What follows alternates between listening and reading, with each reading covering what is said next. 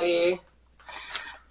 Take 3. Lost in orbit. I need to figure out a better intro for that. Okay. You're taking the lead on this? Yeah, I guess. Okay, it was your idea. So we have Bree with us here today. Oh, hi. Bree is lovely and awesome. Thank you guys so much for having me on. Truly, it's an honor. So Thank you for coming on our tiny little podcast. Yeah. We appreciate it. So we kind of wanted to focus today on like relationships and just like the fundamentals of relationships and healthy relationships by popular demand. And Bree is engaged. I am engaged. Getting So- married in October. Yeah. Do you want to tell us a little bit about your story?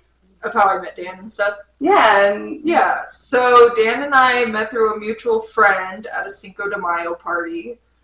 And I'll never forget it. I was driving with this friend and she looked at me and she said, I think Dan and you would get along really well. And I was like, okay, whatever. I get along with everybody. And so we get to this party. I meet him. We talk throughout the night. And we go our separate ways.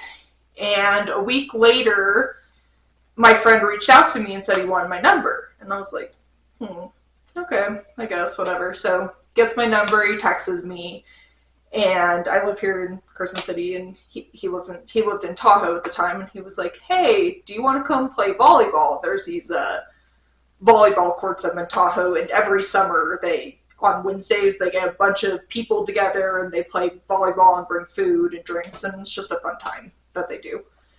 So I was like, sure, I'll come play volleyball. That'd be fun. And went and played volleyball, and the rest is history. Just kind of really meshed together. And, a healthy relationship. I have never experienced one. No, I have experienced one, but I know my issues with relationships. Is that what we're going for here? Right? Yeah, we can talk about our issues. Okay. About healthy. About oh my goodness, I like to go for emotionally unavailable men because when they show me that I'm not worthy of love, I turn into the little traumatized girl, and I'm like, I need to prove why you shouldn't abandon me. Yeah. And I'll just rip myself apart trying. I just turns into a whole thing for me. I just recently realized that. I'm like, oh my gosh, that's totally. It goes back to my childhood, and everything it else. Normally does when you're dating, until you do that work to heal and stuff like that. And I'm still working on it too, obviously. But until you do that work and actually heal it and understand it and get there, you're going to fall into patterns of what your trauma was when you were a child. Mm-hmm. You're going to fall into what were your childhood traumas? What were your wounds when you were a childhood? And you're going to find somebody who replicates that wound that you think you can fix it with. Mm-hmm. Okay, so I wasn't good enough. So maybe if I'm good enough to this person, thinks, they'll finally love me. Then finally I can get that validation that I'm good enough, right? Yeah. Especially when you've been chasing it your whole life. Oh my gosh, it's crazy. Yeah. I'm not one to really talk about relationships. I prefer to be alone, and then when I finally pick somebody, it's exactly what I just said. I'm like, oh, okay, you don't love me? Perfect. I'm going to prove to you how I should be loved, and da-da-da-da-da, and then it doesn't work out that way. So. Yeah, and then the people who do, love you in the right ways and are, kind and gentle and show you affection in ways you don't know, it's unfamiliar, so you're like, it's uncomfortable. It's uncomfortable, and it doesn't seem right, even if it is right. It just doesn't feel right. So then you're like, I don't like them because of this, or this, when really in reality they treat you really well, and you probably could have an amazing relationship, but you haven't fully healed and accepted that part of you yet. What a beautiful projection for yourself. I know. Take your own advice. I'm trying, okay? I really am. Oh. So, how did you know that he was the one for you?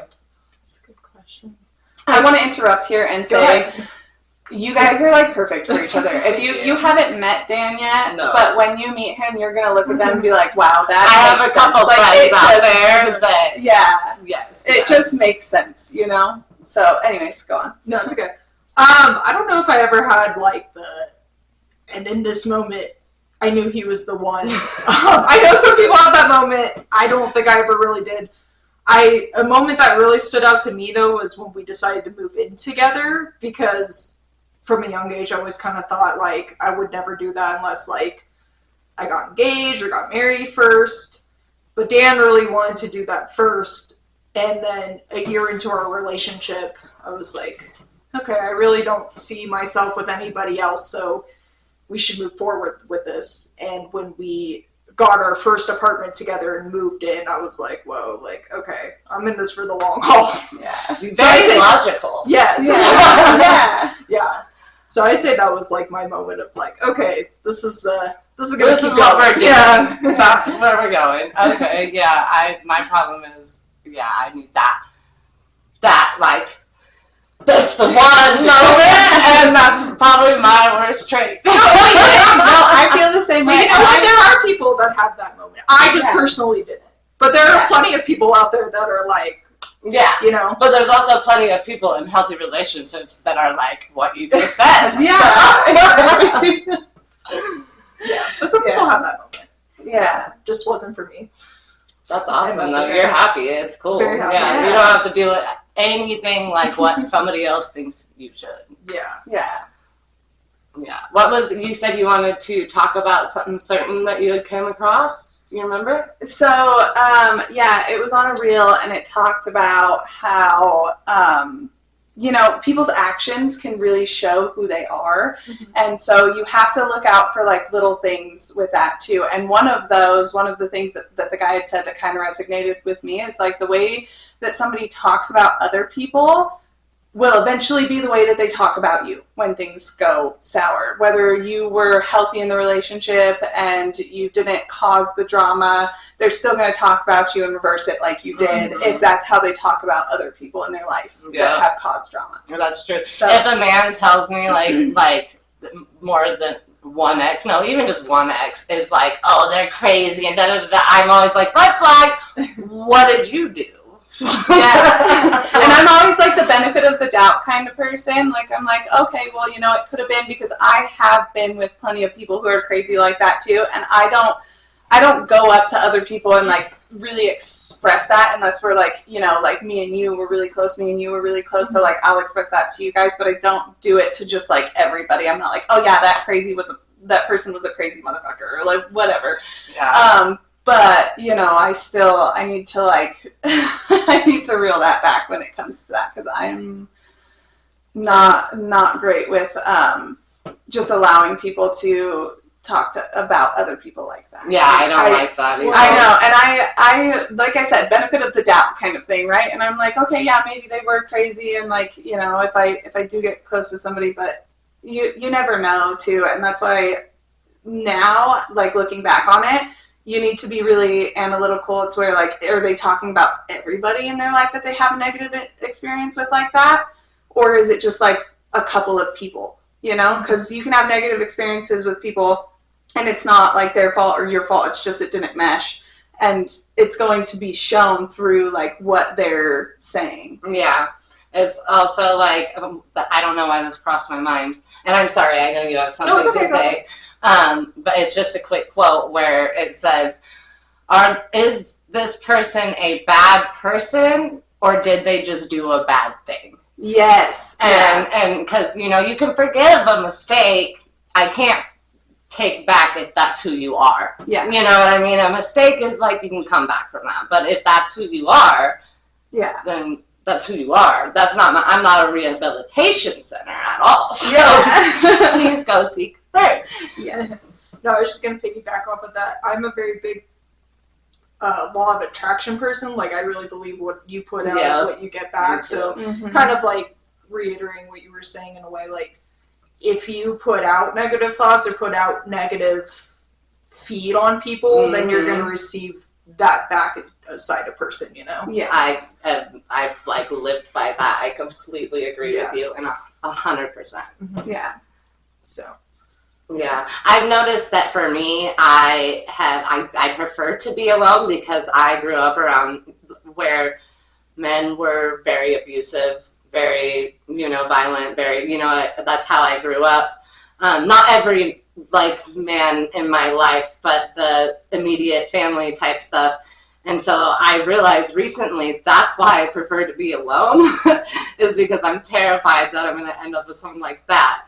And then when I think I picked the right person for, I'm like, oh, this is a beautiful person. They're beautiful to everybody but me. So after I'm like, oh my gosh, I would give you the world. They're like, let me give it to everybody else but you. Right. Yeah. I'm going to take that energy you gave me and give it away. Yeah.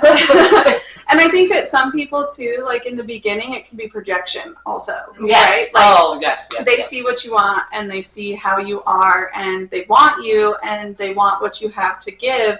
So they're going to project or portray somebody who they're not and who they're not actually are internally. Mm-hmm. They're going to portray that so that, they can get whatever they want out of you, but that doesn't last forever. They can pretend to be that person for an amount of time and it can trick you into thinking, oh yeah, this person is amazing, I love it, and we click so well, and that's how they get you. Yeah. And so they can portray that, but it doesn't last. It's always going to come through and it's always going to show that that's not who they are. So going into a relationship, one of the most important things for anybody is to just be you and who you are authentically. And if the person doesn't mesh with you, that's fine. You don't have to mesh with everybody. Just take off your mask though. Yeah, you don't have to. And you guys might be the ones for each other. And if you're not, you're not. And that's okay. It's okay to not be, even if you're very attracted to somebody, you want somebody because they have X, Y, and Z qualities, that's fine. And you guys don't mesh,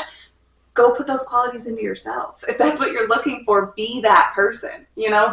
Actually become that person. Do the work, so do true. The therapy, do, That's kind of a catalyst for this last year. Well, kind of a relationship was.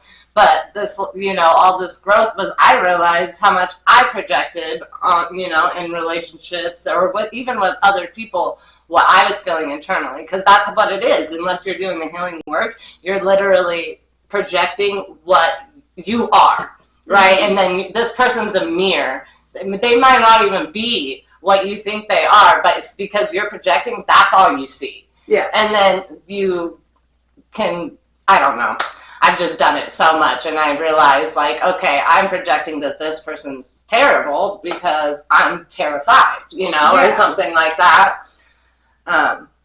But yes, they also do the fake the personality nonsense. Mm-hmm. The mirror. You ever dealt with that? Where they fake their personality. Yeah.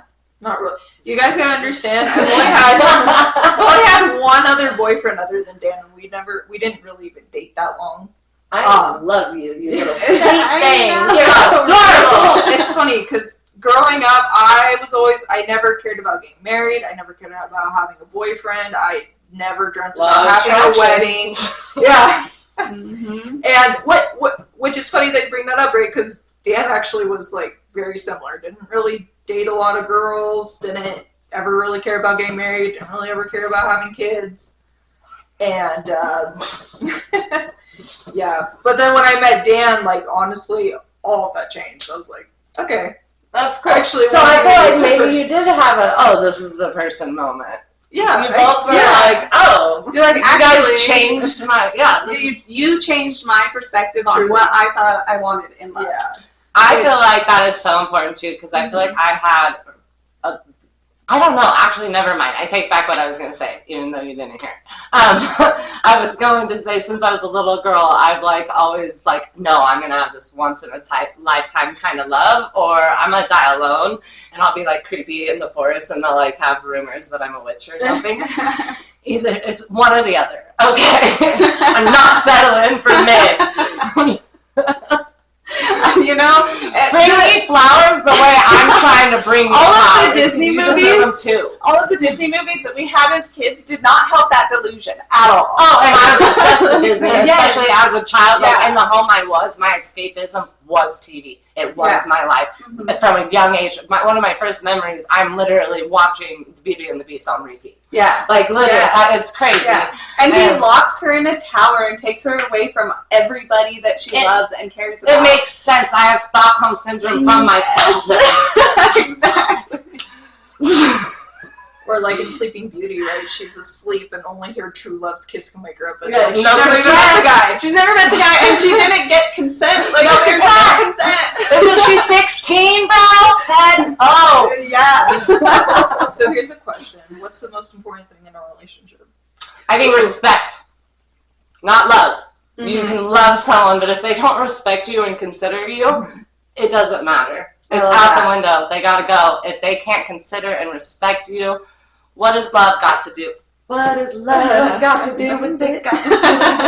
But seriously, though, sorry, I took over. No, it's okay. No, that's perfect, because respect, I think, leads into like the aspects that I was going to say too, to where it's like you have to be a willing partner in it. Like when you love somebody, you can't just be like, love is enough. Love is not. Yes, love is something that's going to build that foundation. So is chemistry. Chemistry is going to build that foundation. Attraction to the person is going to build that foundation. But you need that respect to be able to actually build something. You need to respect them, and you need to say, okay, we're having a problem. Mm-hmm. I want to sit down and I want to talk to you about it, and I want to work through it with you, because I respect you and because I love you and because we have this chemistry and because I have an attraction towards you, and there's so many different aspects that go into it. But respect, that's a really good answer. I honestly recently learned this, because I like to give and give and give when I love someone, even if they're not pouring back into me at all. And then I kind of took a slap in the face to be like, oh, he didn't respect me at all. He has never really considered me. I have poured so much into this person. Why am I doing this? I deserve better. There's literally suitors everywhere. Story of my life, you know what I mean? Story of I'm like my pulling in soulmates from everywhere. I don't know what it is. You're talking about this. It's like soulmates, just the more you align with yourself, because everybody has multiple soulmates, friendship, love, whatever, you know, can be either way. But the more you love yourself and align, and like law of attraction, the more soulmates I feel like come into your life, and it's like, oh, well, you might have been a soulmate. I definitely know you were. You're a very strong soulmate. But I got like 3 more over here. No, I'm just kidding. Like at least 1 or 2. Yeah, maybe not 3. Yeah. But another thing I was going to say about what you had just said was that another thing is the understanding, like if you're looking for a marriage long term, the understanding that you are going to have to love so many different versions of that person. Because as you grow, you're each going to become different people. You cannot expect them to be like, oh, you're not who I met when you were Yeah, no way.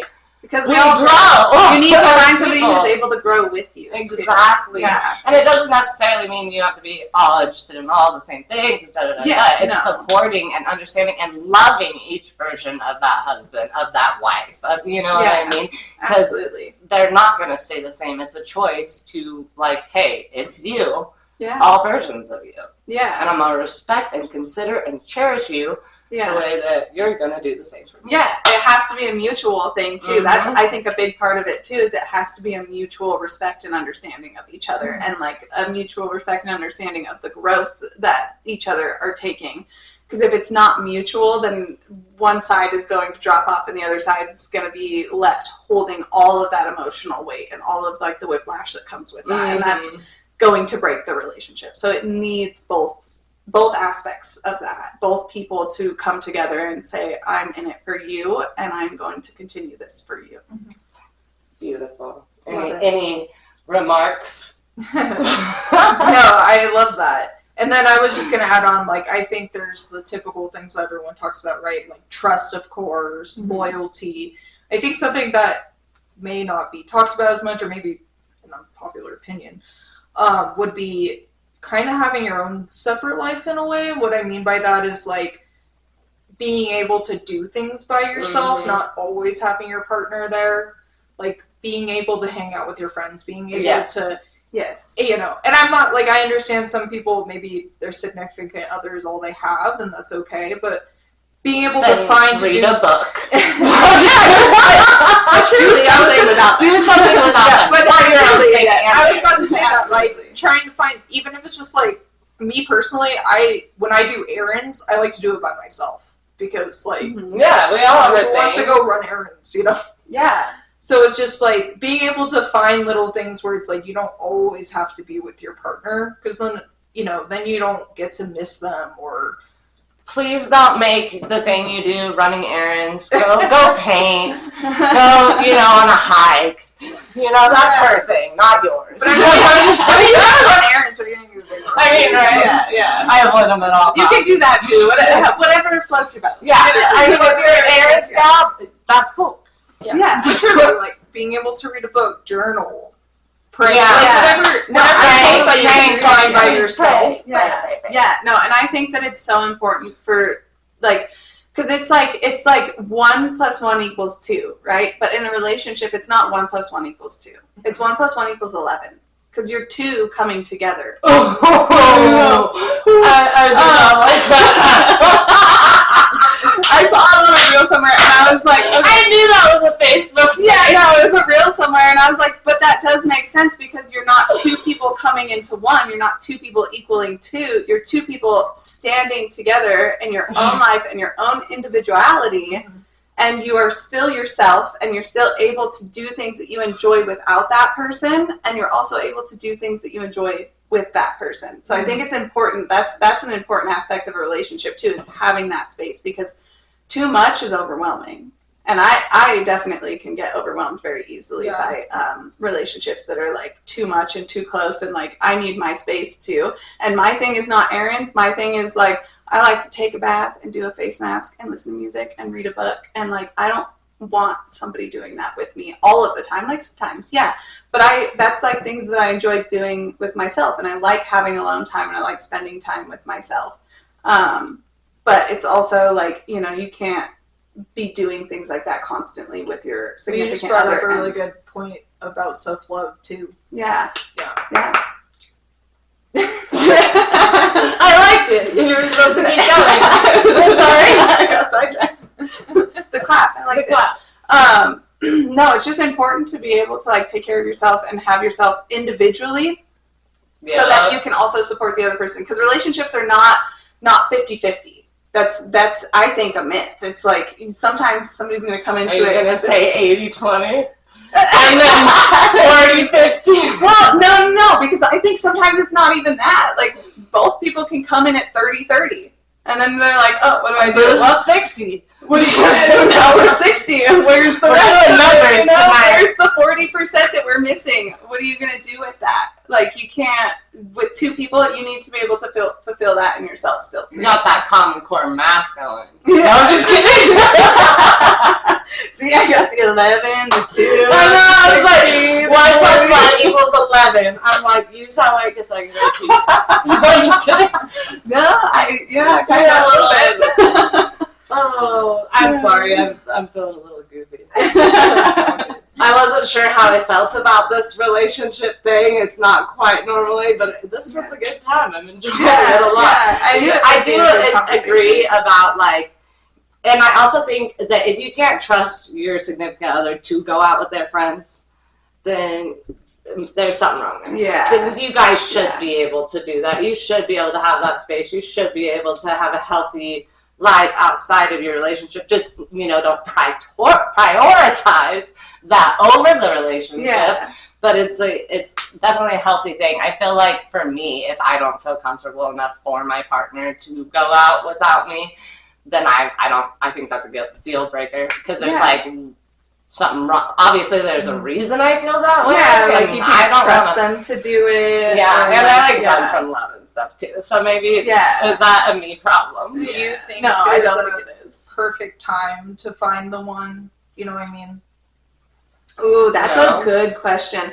No, yeah. Well, I think divine timing's always at play. Yeah. But I also think that some people grow differently. So when you think it should happen or whatever, they might be totally in another reality, like not even where you're at. On the same wavelength. Yeah, they might not be where you're at. I saw a quote today, Facebook, that was said that God, well, it said universe, but I'm going to change it to God, that God will never let you miss what is meant for you. It's going to keep cycling until you're ready for it. Yeah. You know, and we talked about how it's an upward spiral. You know, that's what healing is. So I think that's kind of beautiful. It kind of ties in. Like, no, what's meant for you is always here. Yeah. It's just once you're there and ready for it and your growth in the state, and you've processed your emotions, your childhood nonsense that you want to avoid and, all that stuff. Because, people are at different levels. Some people don't need to do that. Some people do need to do that. And until you do that, you're just kind of going to keep going around what is meant for you. Yeah, and you're not always going to be ready for it. And I know that, like, there's that saying that's like, when you least expect it, the one is going to come around. And I think that there's some truth to that, but I also think that there's some, I know. Coin. I think that it is. I think there's some also, like, no to that, too. Like, I personally, like, I get in many spaces in my life where I'm like, I'm not ready for love. If love came and hit me in the face, I'd be like, huh? I'm not doing that. There's no way. So